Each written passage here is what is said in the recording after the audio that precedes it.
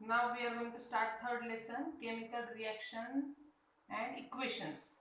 Now what is chemical reaction? आपल्याला माहिती दोन टाइपचे चेंजेस असतात, physical change, chemical change. The change in which original substance again form, that is physical change. जसं बर्फ वितळतो, पाणी तयार होतं, पाणी गोठल्याबरोबर बर्फ तयार होतो, that is physical change. But the change in which original substance does not form, that is called as the chemical change. Like burning of paper, paper तुम्ही जाळला परत पेपर तयार होणार आहे का नाही, मग तो काय झाला, chemical change. So what is chemical change and what is chemical reaction? The reaction in which chemical change takes place and new substance is formed. जी रिॲक्शन कशामुळे झाली आहे, केमिकल चेंजमुळे. जेव्हा केमिकल चेंज होतो तेव्हा तिथं काय घडून येते, केमिकल रिॲक्शन.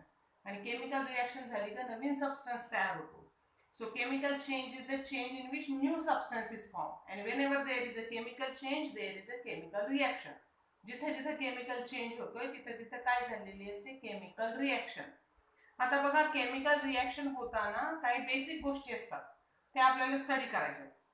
मग केमिकल रिॲक्शन होताना चार टाईपचे चेंजेस ऑब्झर्व होतात. चेंज इन टेम्परेचर, एकतर टेम्परेचर वाढू शकतं, कमी होऊ शकतं. चेंज इन स्टेट, स्टेट बदलू शकते.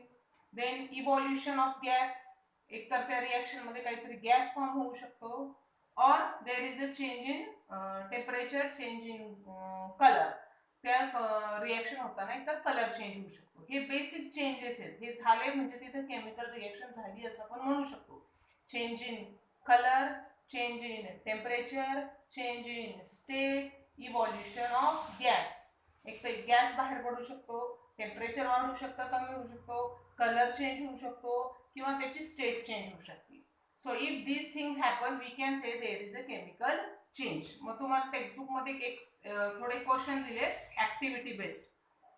तर तुम्हाला लेसनच्या स्टार्टलाच ऍक्टिव्हिटी बेस्ड मध्ये 4-5 रिॲक्शन दिलेले आहेत. बघा, आता पहिली रिॲक्शन दिलेली आहे, लाईमस्टोन पावडर इज हिटेड. लाईमस्टोनला तुम्ही हिट केलं.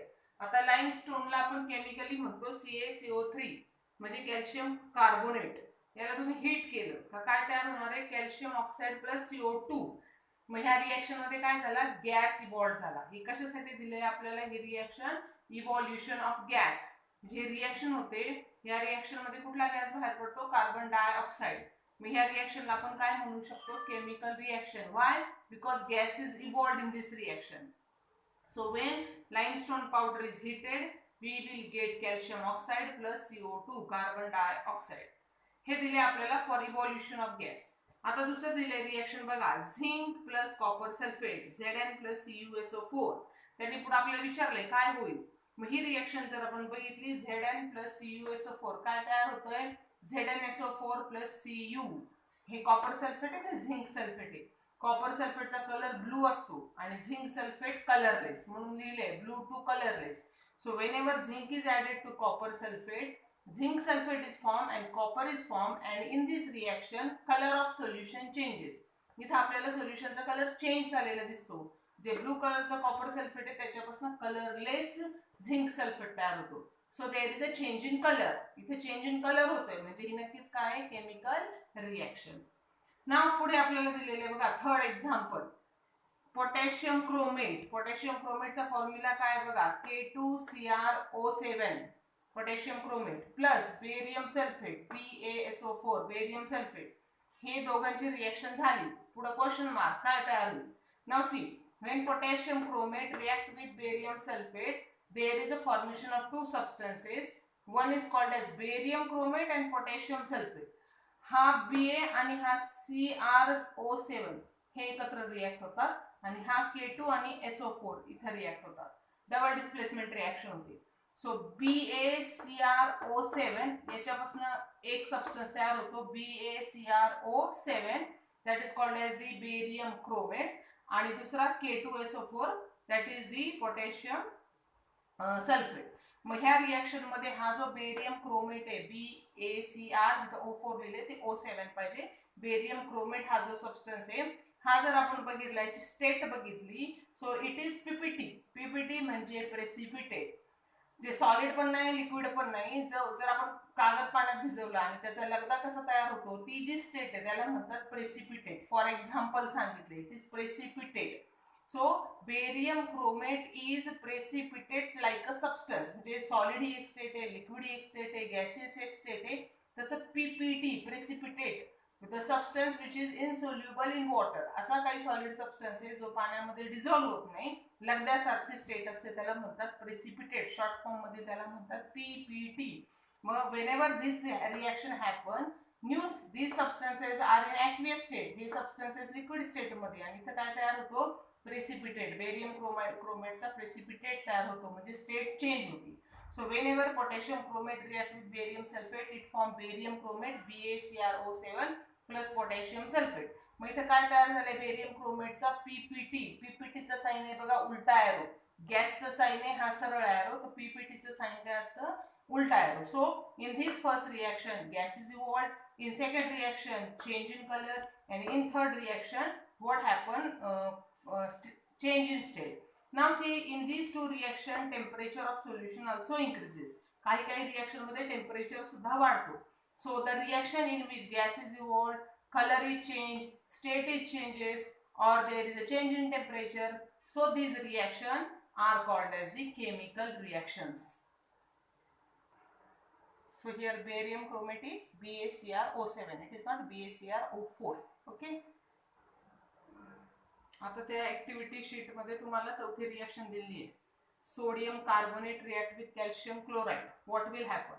टेक्स्टबुक असेल तर बघा. Sodium carbonate formula is Na2CO3 plus calcium carbonate, formula calcium chloride formula is CaCl2. फॉर्म्युले आले पाहिजे आता. So when it will react, what will happen? These Ca and CO3 react with each other to form CaCO3. हे CaCO3 आणि हा twice of Na आणि twice of Cl, twice of NaCl.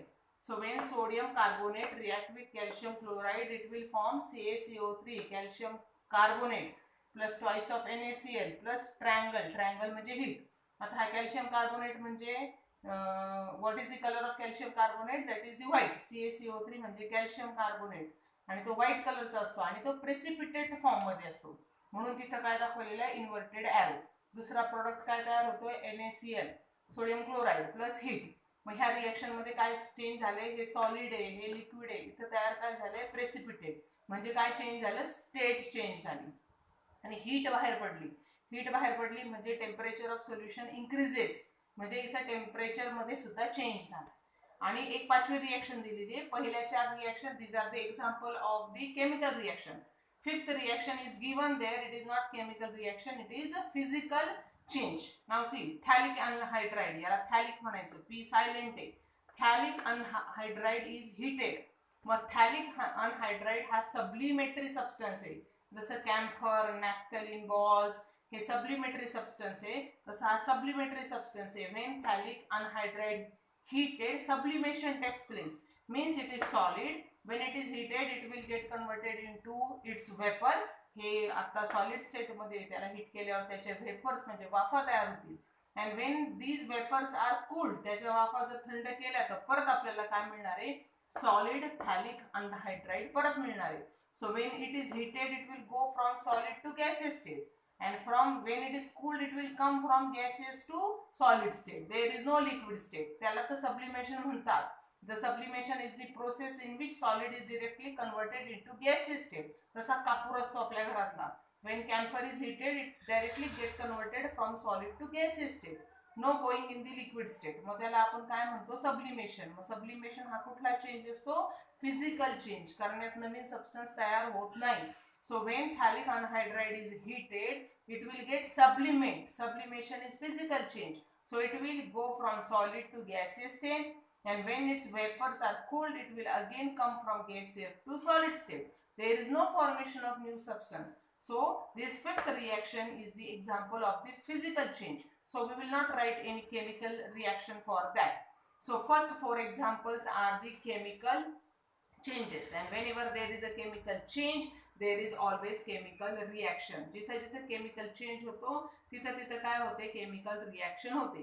So what we can say, whenever chemical reaction takes place, जेव्हा chemical reaction होते काय काय change होऊ शकतं. Whenever there is a chemical reaction, there must be change in state, change in color, change in temperature, or evolution of gas. जिथे जिथे chemical change म्हणजे chemical reaction होते तिथं एकतर स्टेट चेंज होईल, solid, liquid, gaseous, PPT. Change in colour, change in temperature increase होईल किंवा decrease होईल.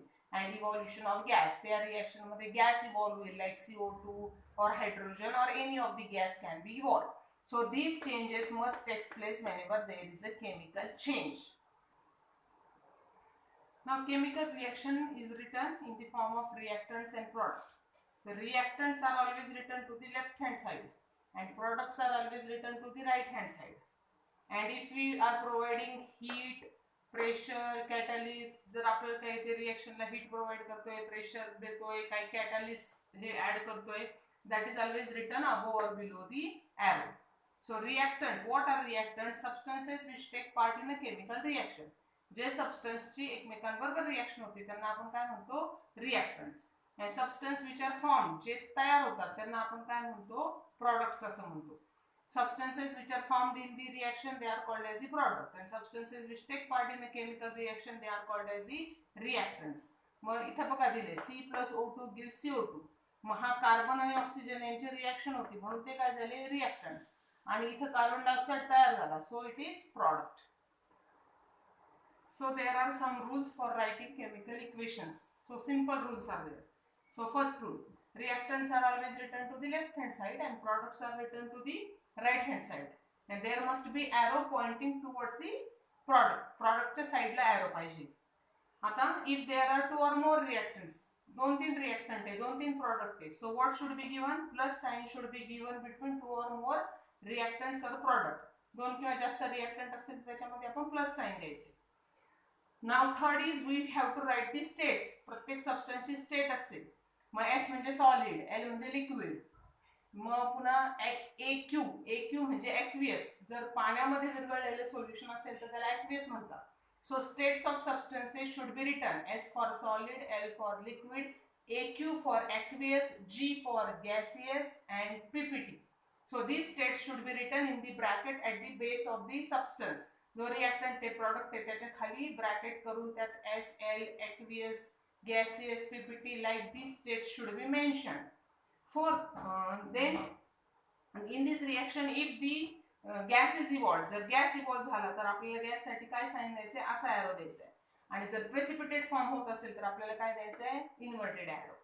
फोर्थ रूल काय आहे, जर आपण हीट प्रोव्हाइड करत असू, if the heat is provided in the reaction what we have to give the sign as a triangle. ट्रायंगलचं साइन द्यायचंय on the arrow. If the heat is provided then heat should be given by writing the sign of the triangle above the arrow. And if in this reaction if heat is release, आपण heat आता provide नाही करत आहे, heat तयार झाली reaction मध्ये, so if heat is release it should be return on the product side.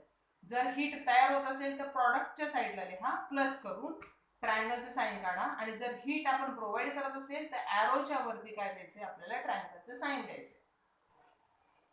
Now writing chemical equation मधला fifth rule, if special condition like pressure, catalyst is provided it should be written above और below the arrow.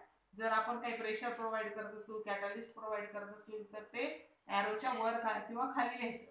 आता पहिलं catalyst म्हणजे काय, the substance which does not take part in a chemical reaction but only increases the rate of reaction.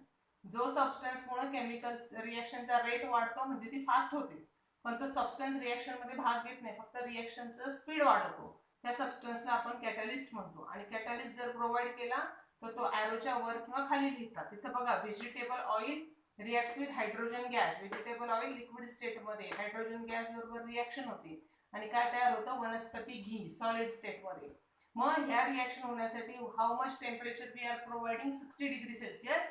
And here what is written, nickel is catalyst, Ni, nickel is catalyst. So this catalyst increases the rate of reaction and it is written below the arrow.